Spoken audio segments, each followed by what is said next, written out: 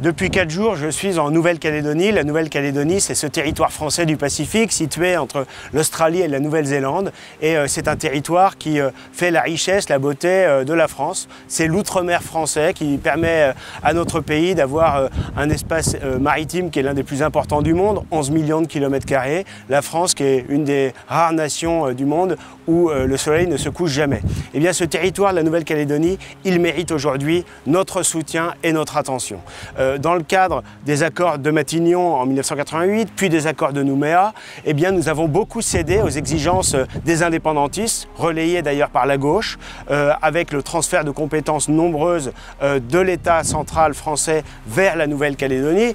Certains de ces transferts sont légitimes d'ailleurs pour un territoire situé à 17 000 km de la métropole, mais nous sommes allés très loin, y compris avec le gel du corps électoral, c'est-à-dire aujourd'hui, concrètement, 20% des 240 000 Calédoniens qui n'ont pas le droit de vote, n'ont pas le droit de s'exprimer sur l'avenir de la Nouvelle-Calédonie. Tout ça, c'était pour céder aux demandes des indépendantistes. Et malgré cela, les Calédoniens, par 3 votes successifs, en 2018, en 2020 et en 2021, eh bien, ont consacré leur attachement à la France et leur volonté de rester dans le cadre de la nation et de la République française. Il est temps désormais d'en finir avec la procédure temporaire des accords de Nouméa et donc de modifier la Constitution française pour ancrer définitivement, de manière irrémédiable, la Nouvelle-Calédonie dans la France parce que c'est ce que veut la population calédonienne.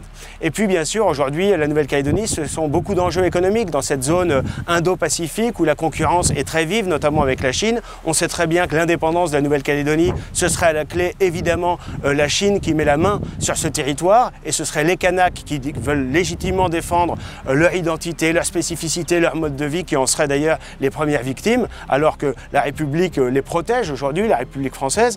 Et puis bien sûr on a la filière nickel ici. La Nouvelle-Calédonie, c'est l'une des principales réserves de nickel dans le monde. Et bien cette filière du nickel, elle mérite d'être défendue, elle mérite d'être protégée, d'être valorisée. Aujourd'hui, une bonne partie de l'industrie automobile, y compris européenne, achète du nickel à l'Indonésie sous capitaux chinois, alors qu'il faudrait évidemment, au nom d'un principe de priorité nationale et européenne, valoriser la filière du nickel calédonien qui assurerait la richesse, le rayonnement à ce territoire et donc à la France. Et puis je suis venu aussi en Nouvelle-Calédonie en tant que vice-président de Reconquête.